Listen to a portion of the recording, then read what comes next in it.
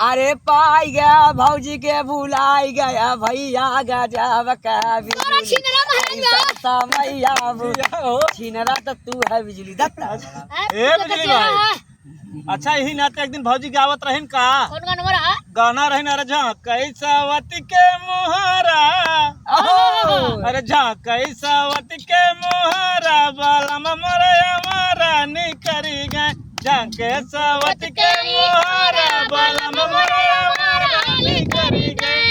हम पूछे सौक सिंगार ना करता हो तो का कहीं जानता के करा बिना करी सुरहो सिंगरवा, के करा बिना करी सुरहा सिंगरावा, के करा बिना करी सुरहा सिंगरावा। दूसरा के चक्कर में पड़ल बा भतरवा बालम मरे हमारा नहीं करी गए, झांके सावत के मोहरा बालम मरे हमारा नहीं करी गए। वाह भैया वाह, अरे बालम के हमारे बिगवा, अरे साजन के हमारे बिगवा साड़ू,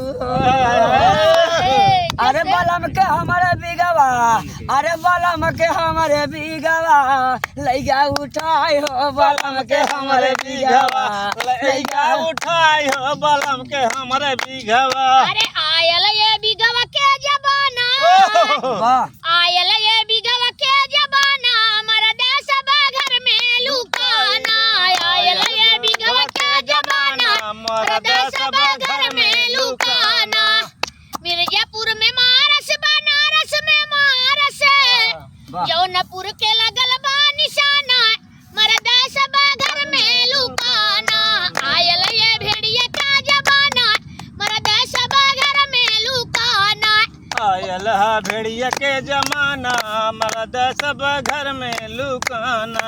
कोई कहे आतंकवादी, कोई कहे उग्रवादी, कोई कहे शासन पर शासन हैराना, शासन पर शासन हैराना, मरदा सब घर में लुकाना, आयल ये भेड़िया का जबाना, मरदा सब घर में लुकाना। क्या बात है, क्या बात है समझ भैया, भेड़िया बहुत जोरों में फैला बा, लड़किया बच्चा अपन मेहरारू हरारू सब जन बचा रहा है, बचाए रहा भैया। हाँ भैया, भौजी बचा रहा है साड़ू भैया हम सबके बचाए रहा के चला भाग चली, चला भाग